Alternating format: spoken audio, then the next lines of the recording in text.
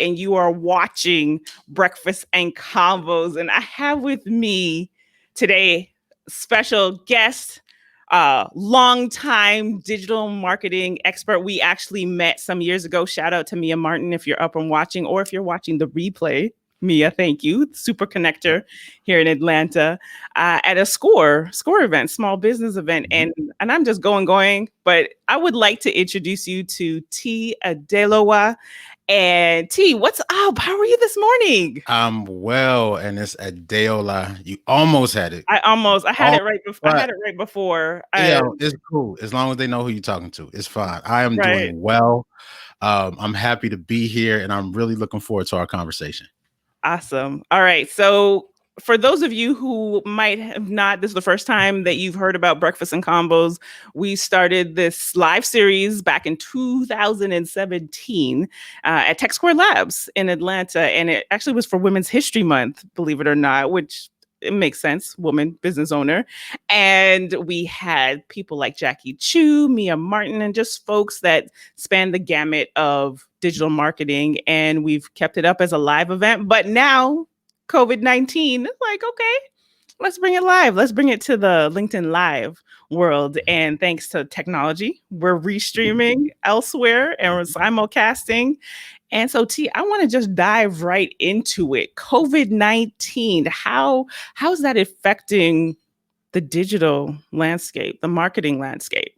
Quite a bit. It's throwing fuel on the fire for some categories, and others are taking a bath in not a good way. Okay. And let me just start off by saying it's such a pleasure and an honor to be here and to be among the ranks of some of those heavy hitters that you mentioned, like Mia Martin and Jackie Chu, both of whom were former guests on my podcast, Nice. Marketing Disenchanted, way back in 2017 as well. So, Okay. They say, folks travel in packs or something like that. But anyway, I'm glad to be in that company. So All right. obviously, one of the main winners of COVID-19 is email marketing, because email is essentially free. Now, Right. don't get me wrong, you have the cost of the service provider that's up front, but after you pay that subscription for commercial emails, typically it's free after that. And then you have, of course, the time and the effort that goes into messaging people. But email has been coming up a really big winner in COVID-19. And just for context, when you're talking about digital marketing, you have acquisition and retention, right? Okay. Right. And so in terms of how a business grows, there's only three ways. You can get new customers, which is acquisition. You can Right. get existing customers to spend more in terms of dollar amount, or you can get existing customers to spend more often in terms of frequency. So instead of spending, $20 with you twice a month, they spend $20 with you 3 times a month. And of those three, new customers is the most expensive and it's the most difficult. In most instances, it actually makes more sense and it's more profitable Okay. to either get new customers to spend more frequently. And that's where email reigns supreme.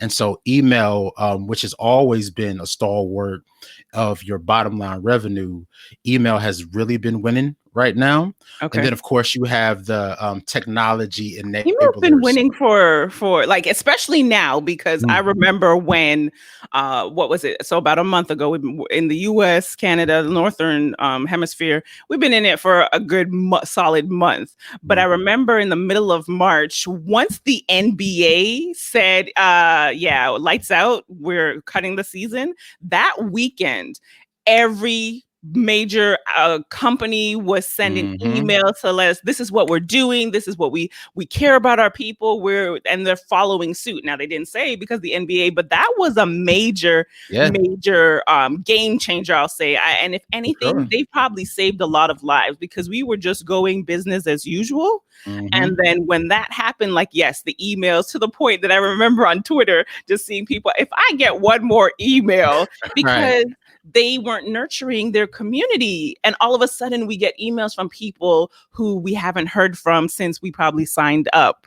So it's facts. Absolutely. And that was definitely a tipping point. That's when a lot of people were like, okay, it just got real. Right. And of course, you have another big winner is your technology enablers, the people who actually let transactions happen, like Shopify or Square.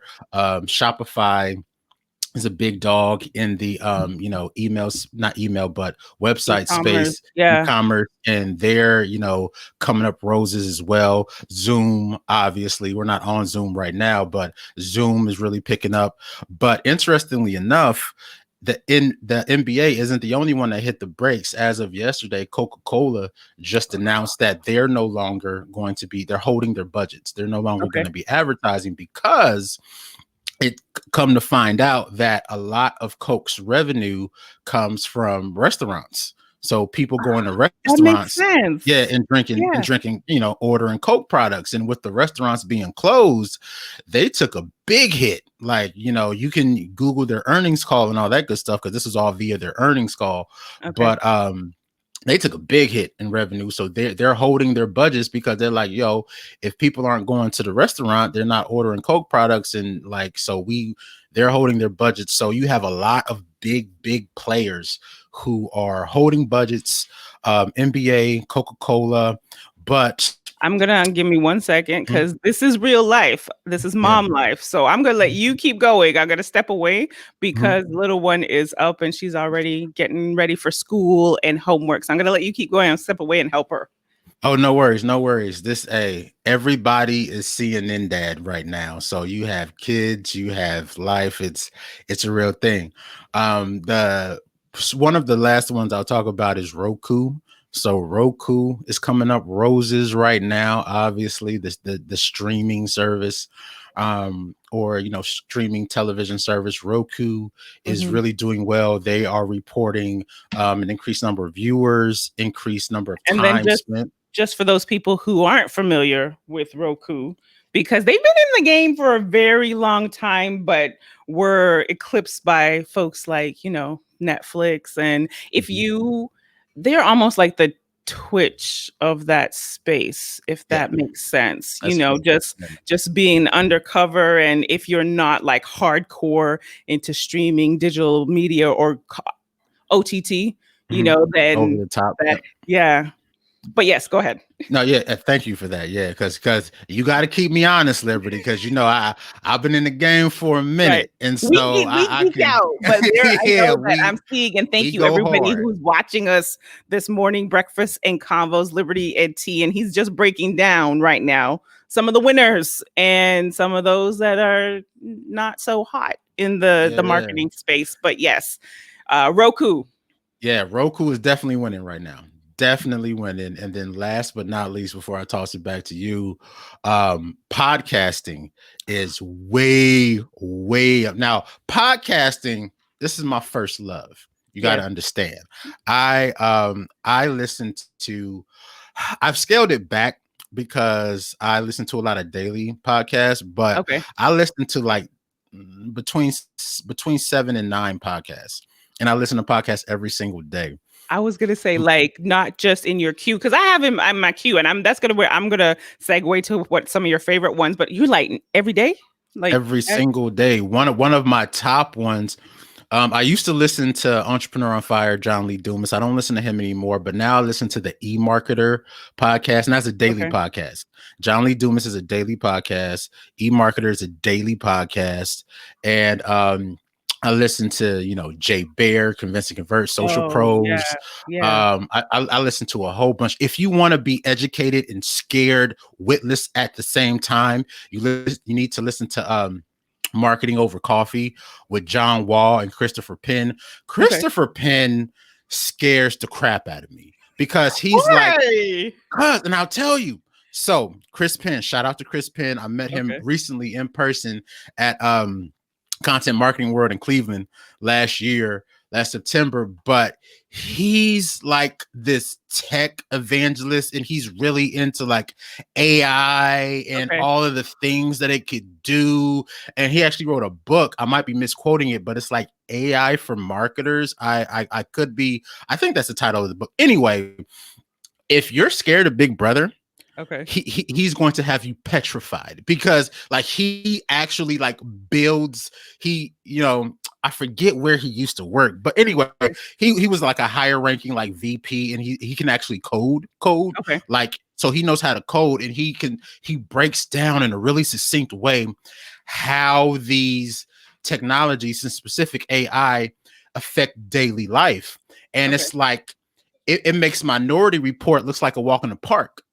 And it's like, damn, they can really do that, and they can. And so anyway, podcast is really winning now. For context, podcast has been on the uptake for a while now. Yeah.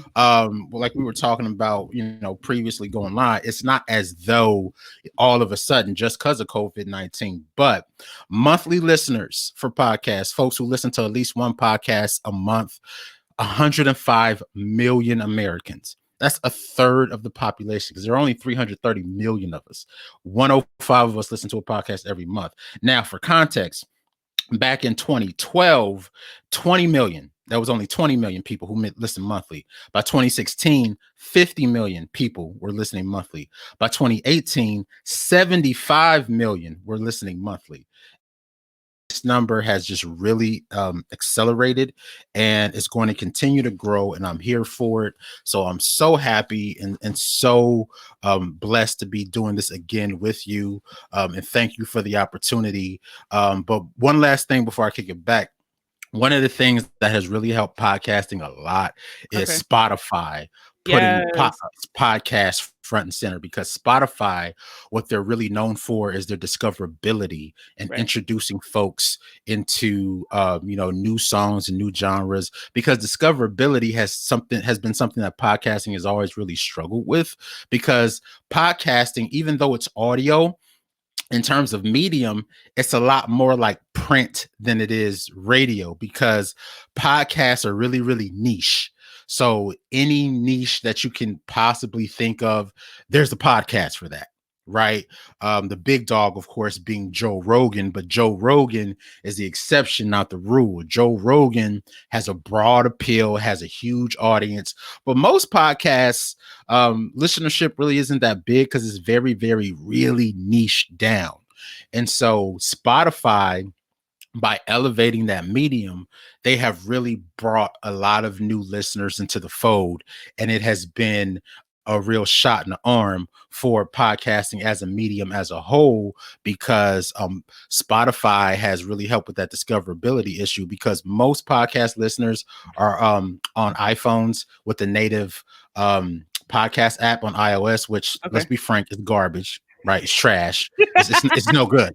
And I don't mean to be blunt, but it's like it's trash.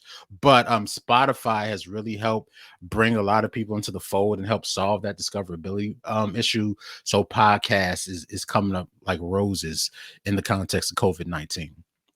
Now, the interesting thing that you say, and this shows like companies and people who can forecast and trend spot, because we're in what, 2020 now, 2018, about this time, actually, Spotify put out a call for women podcasters to give us an opportunity to get on their platform, have training, and just really cultivate female podcasters.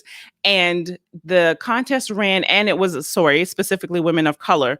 And it ran from March. They made the announcement, because I remember when I saw it, and I was like, but then friends were like messaging like, oh, did you see this? Did you see this? I was like, okay, let's go ahead and let's apply. And the deadline was sometime in April. They were supposed to make the announcement May 1st or May 4th, and no, May 1st. And everybody was on Twitter just like, did you get it? Did you get it? I haven't heard anything yet. And this was thousands of women just on social asking and communicating. We're very community oriented, asking each other, did you make it? They sent an email out maybe 4 days after that saying, due to an overwhelming response, that we need to take more time. It wasn't until the middle of May that they responded. 88,000 women applied for women of color. 10 spots. And I remember that day, because not the day that they gave us the number, but the day when the announcement came.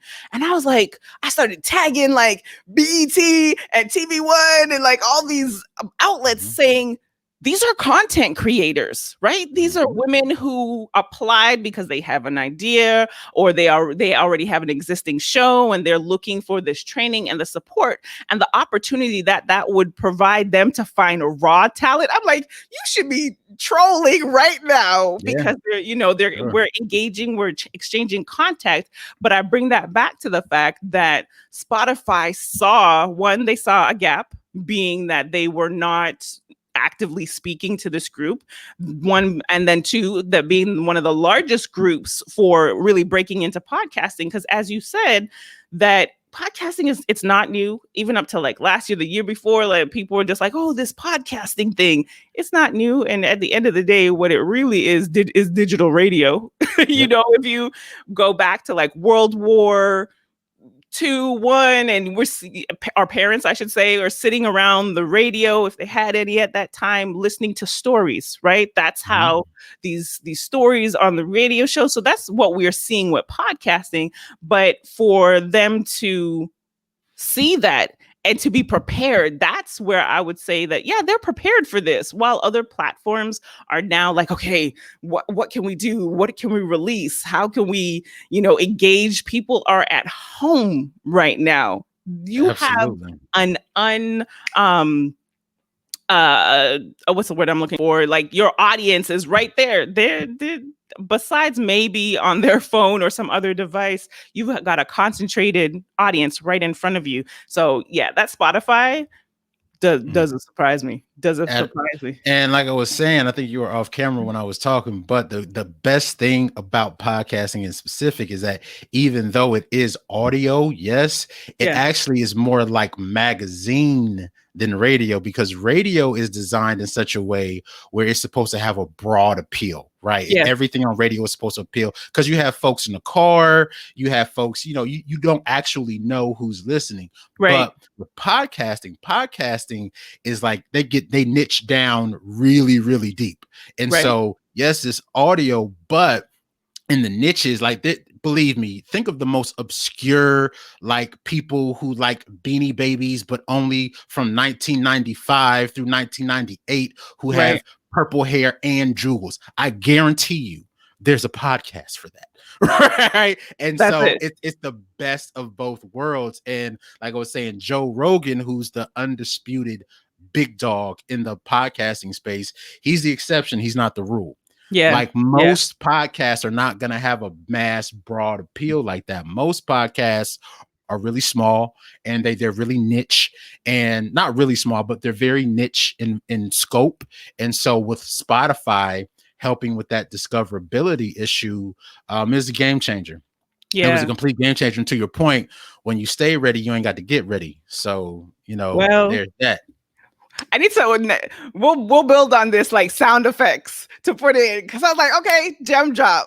When you stay ready, you don't have to get ready. So Yeah. so true. And speaking about preparation and getting ready, uh, did you watch Teddy Riley versus Babyface over? I did Well, we'll not. start because it was like a two-part situation. Right, So right. I heard about it, but I did not okay, watch it live. No, no, no. okay. Let, School let, me. let me Enlighten me. share with you and everybody who's watching, because I know personally, as one who is live streaming, video marketing, digital, like that whole space, it was just captivating what took place. So let's bring it back.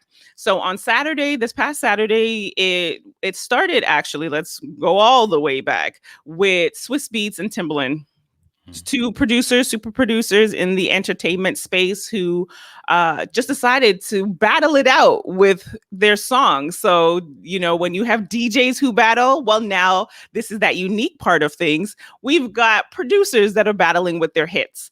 And so that blew up, and they call it Versus. And we'll put that in so hey, Tunera. So if you see me like going down, it's because we're simulcasting. And so we've got Facebook going, hey, to everyone on Twitter, and of course on LinkedIn, and also on YouTube. And I was like, oh, wait, let's make sure that we're engaging with the audience as well while this broadcast. And she wants us to go back and create show notes, which we'll definitely do after the broadcast. And so they created the series Versus, and they've had a series of producers, well-known producers, just sharing their catalog.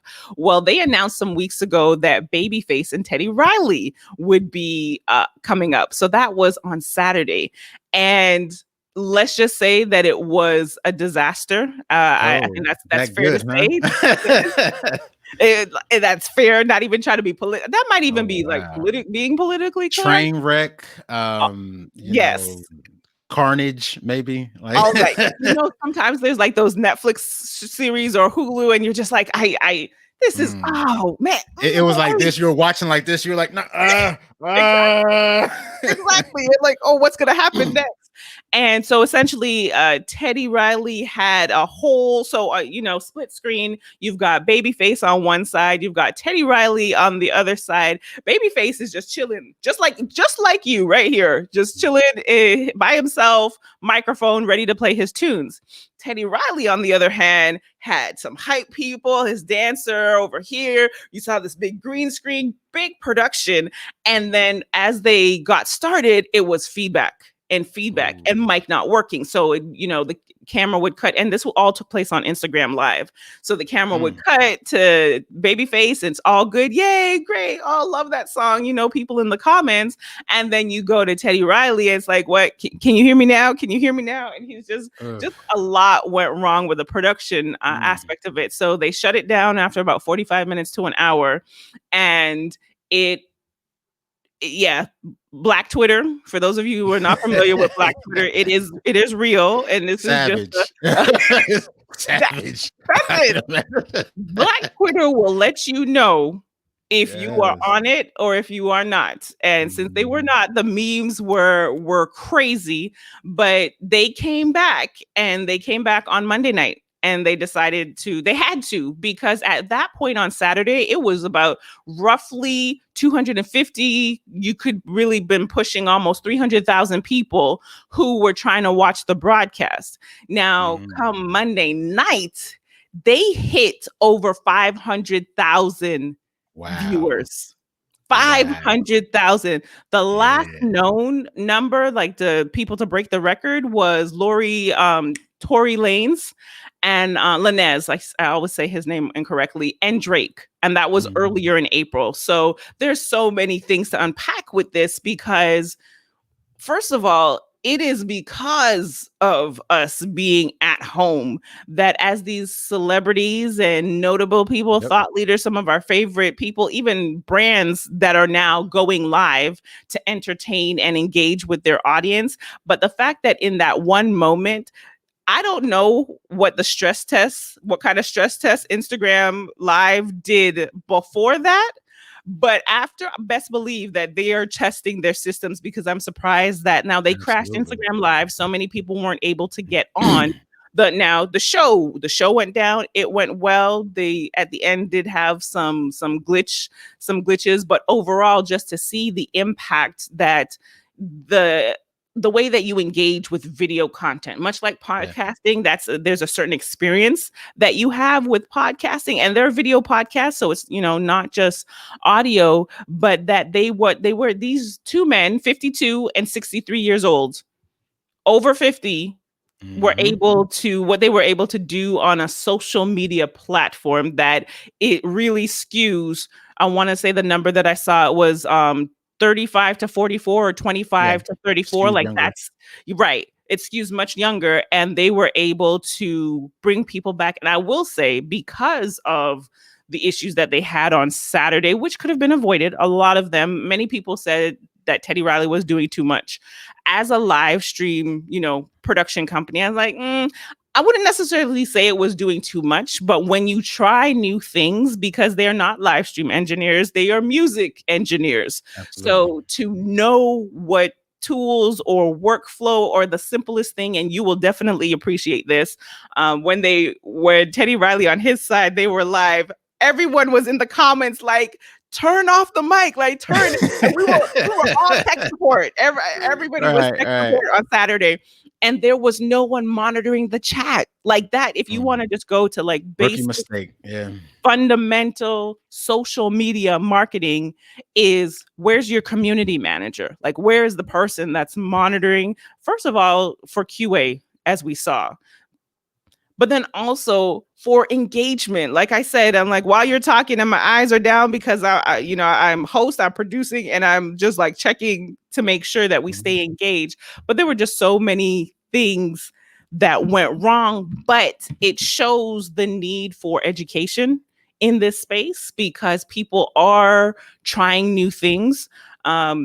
Maybe we'll do this on another show, but I've really thought as well about seniors, especially in when it comes to church, like the people of faith, because I know that I've seen some people, and I get a call every Sunday at about 10:30, 10:45, where my parents are like, "Is how you do this again?" Right, to make it Right. to make it background. So, my mom, the last time she was like, I am calling. So that there is, education that needs to happen there. So I'm going to delve more into like senior tech and how to keep them engaged, because we're having this conversation. You and I are able to, we're one on Zoom, we're texting, we're doing all those things. So we're able to stay connected. But when it comes to our senior community, how, and especially since we are I stay lost you. connected. Okay, you're back. Okay, there we go. Awesome. See, we was talking about Teddy Riley and them, and then Carmen was like, "Boop, you're gone." Okay, now you're back. All right, Right. great. Yeah. So I was just saying, like, keeping our senior community engaged as well. Like, we don't have to touch on that right now, but that's just something that is really in my mind, and how that we're able to. Oh, I'm here with my notebook, and it's trying to produce the show for us Right. there. But Right. there's just been a lot that's happening. I'm excited about this time. While it is definitely challenging, yesterday I saw that there were layoffs with Magic Leap, and that's an AR VR company. They, what I read from just the notes, because one, there are people I'm connected to that work at Magic Leap. So I just saw in my LinkedIn feed, them saying that it's a sad day for them, but at the same time, they're very proud of the work that they've done there. But just to see, as you shared with Coca-Cola, that enterprises are looking at, we've got to pivot, we've got to shift, and what that looks like. So they said that they're going more from a B2C company, that they're going to focus more on enterprise clients. So Interesting pivot, and something that came to the fore while you were speaking yeah, about that debacle was esports, and specifically Twitch, which we touched on slightly. Esports is winning right now. For those of you who don't know, esports is when people watch other people play video games. right. Which I know sounds kind of crazy. Why would you watch someone play a video game when you can just play a video game yourself? And something that the NBA in specific has begun doing in response to them canceling the in-person NBA league is that there's actually an NBA 2K league. And some of the players have started to play 2K on that league. And so I think Kevin Durant and a few others are, playing 2K on Twitch because they can't play basketball in real life. And so again, Twitch is a service for people who play video games and people who like to watch other people play video games. And that definitely is coming up smelling like roses right now in the context of COVID-19. So that should have been on the list earlier. So thank you very much for helping me with that. But this is a very interesting time we live in right now. Welcome back. I missed you. And so esports, Twitch, I was just telling them about the 2K league, the NBA 2K league, that actual NBA players are playing now because they can't play in real life, which is brilliant, because it was, I want to say it was April 10th. I have that date seared in my mind, because I was like, I'm going to watch, because that was when they had a 10-day tournament.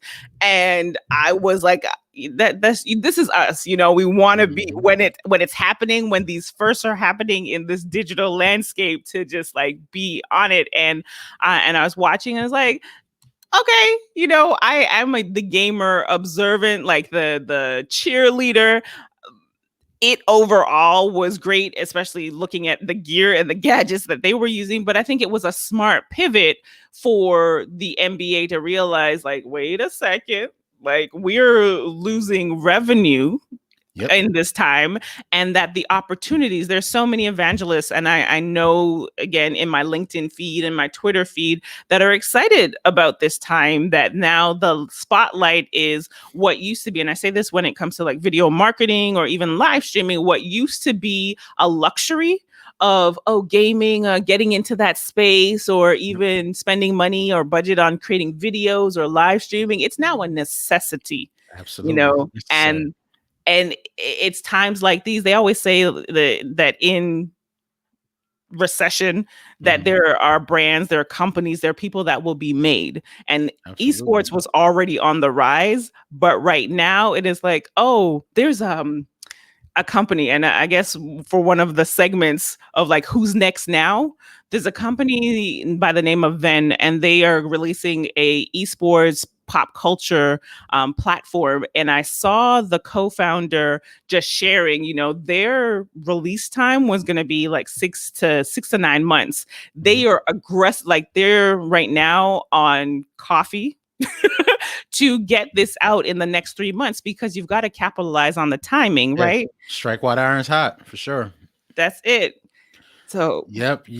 I used to have anger issues, like not anymore. Like I'm good now, but like I stopped. I'm not a big gamer because I would get frustrated and I would get pissed off. And like one of the cardinal sins of gaming is throwing the controller. Like you don't do that, because those things are expensive. They cost money.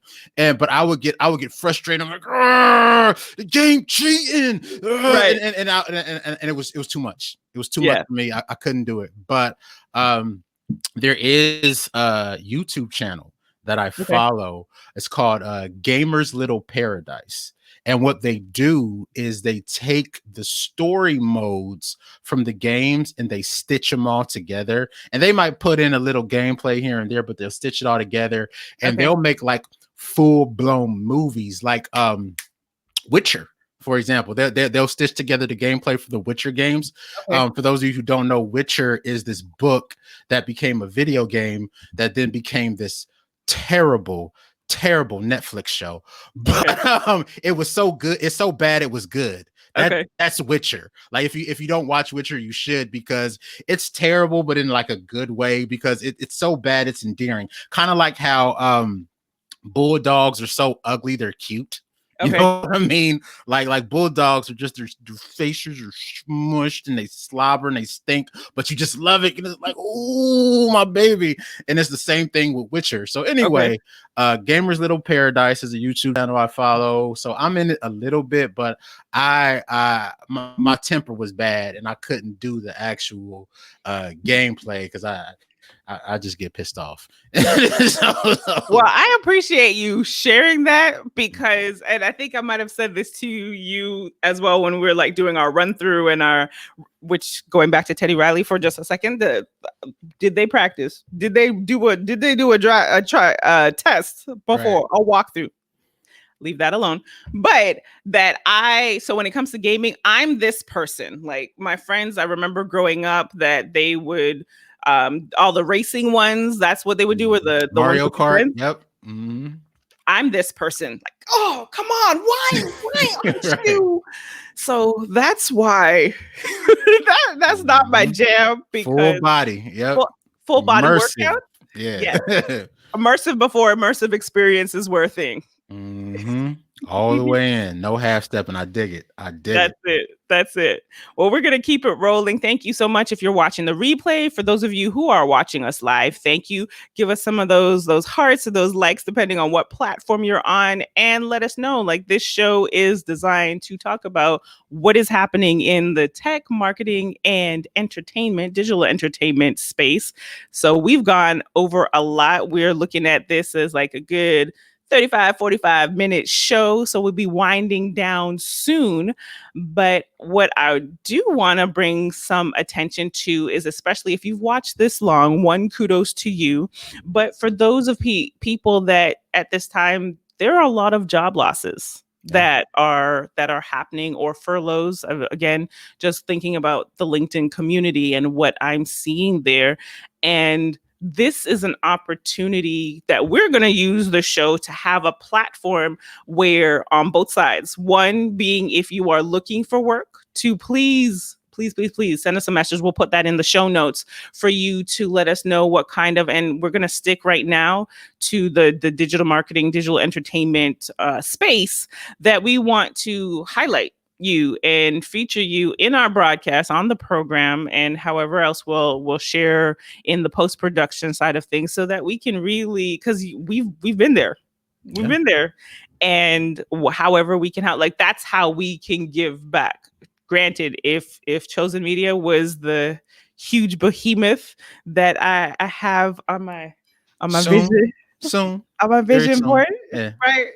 Be able to, there's just so much talent, and that's what I'm even seeing with some of the articles and the thought leaders that are out there that are saying at this time there's an opportunity for those people who, on both sides, talent. There is some prime talent that is out there right now that if 60 days ago it would have cost you an arm and a leg to find these people and to hire them and to court them to be on your team. But then now, because of the changes, that you can find some phenomenal talent at this time. And we want to be a part of that solution, in addition to the companies that are hiring and that are looking for diverse talent, diverse meaning in skill set, in geography, in ethnicity, that Absolutely. we bring those resources to the table as well. For sure, for sure. So Yeah. yeah, that is again, so honored and so blessed to be a part of this. And that when you sent that via email that we're gonna have these sections and we're gonna start highlighting people looking for jobs, that just, hit me with all the feels. That's it. That's what this time is about. It is, and it was Anand Thucker that he's the one, his article. And again, we got a lot of show notes to build for anyone to just kind of go through if they don't necessarily have the time to watch the rebroadcast. But he shared that it was, is a time for talent. This is a time for caring. We're seeing a lot of empathy coming from companies, organizations, and just even as human beings, really being mindful. I know that there are so many people that early on, and even in this week, that just checking in, how are you doing? How's the family? How are your parents? And can you still hear me? Yes, you can I still can hear still me. hear you. It's Yeah. just that but I'm going to keep talking because this is what Yeah. happens in the This is production world. live. That's Exactly. it. And that they just should have just the empathy that still takes place in the community. Oh, looks like we may have lost Liberty, but no worries. We're going to keep this train rolling. But something that I just thought of that I should have said earlier, the talent that's in the job market right now. Friend of mine and a buddy, he actually contributed to my book that I wrote back in 2016. Mike King of I Pull Rank. So he's at I Pull Rank on Twitter. Mike King put together public spreadsheet of people looking for work.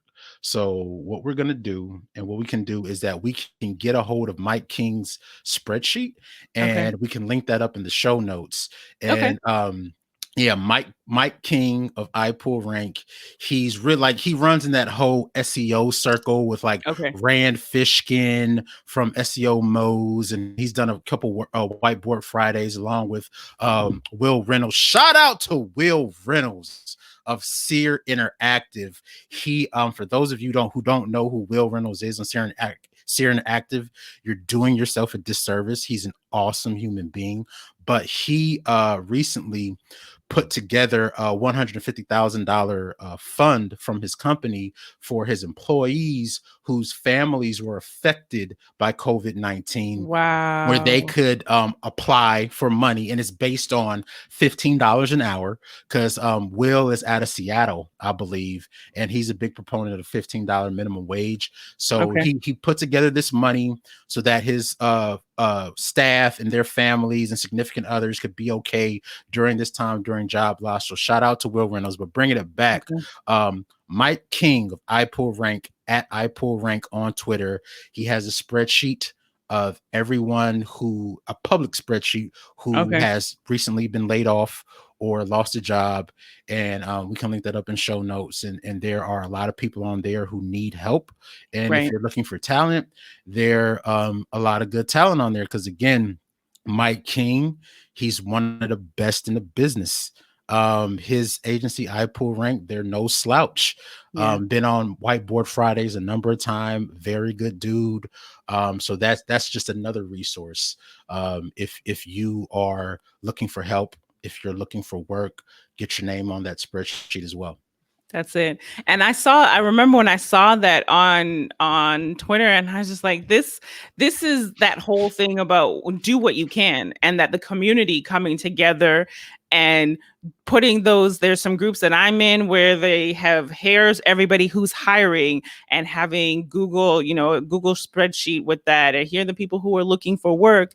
And we're going to see, continuing on this, like who's next now, we're going to see some collaborations come out of this time that most likely would not have happened before. Last night, I was on a Zoom call with my publicist is Black.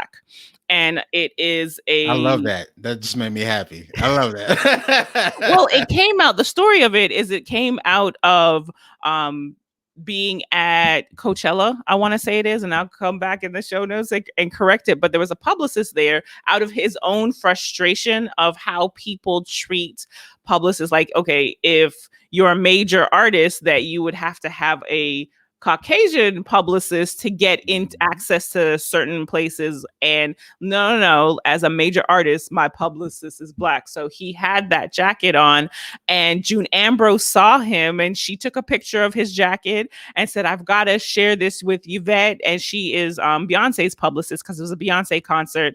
And he later ran into her, and just the story of her kindness and her humanity. Like, you are Beyonce's publicist, but you took time to recognize this other publicist, a junior publicist, even. And she said to him, and as he shared this story, Ernest, I've got to get his last name, but as he shared this story, she said, give me your number so I can text you so you can call me anytime.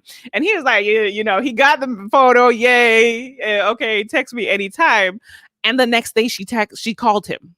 She called him the next day, applauded him for what he did, shared, and he said that they spoke for about a good hour and a half. And that's the kind of thing, like, I don't even know when I would be in the same room as Beyonce's publicist, as Issa Rae's publicist, like just a number of those people who now, because of the dynamics of what's happening, they are much more accessible. And I will share this as we get into like our 60-second close out, and I'll definitely give you some parting words as well. But she said, this is that time to, one, be human. So that's the theme that we keep hearing is, check in on people, check in on your clients, checking in on your employers. This is a stressful time for them as well. And to also reach out, because people are accessible.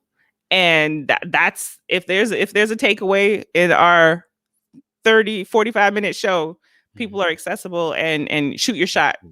Shoot your shot. That's right. You miss 100% of the shots you don't take, right? That's it. Absolutely.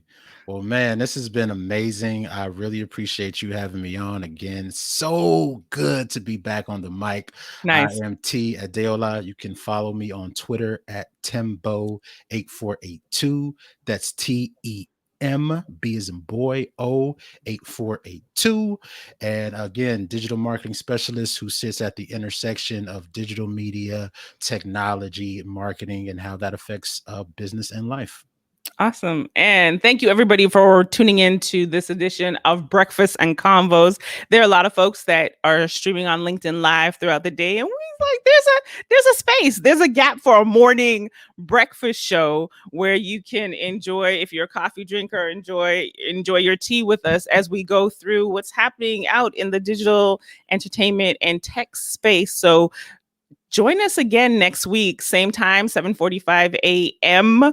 on Thursday. We're probably going to add another day, but you've got to stay tuned. Keep an eye out to our profiles for that announcement. Definitely follow the hashtag Breakfast and Convos. And question of the day is, what is your beverage of choice? Go ahead and leave that in the comments below for us. Bye-bye. You done started a holy war. Okay. All right. Bye.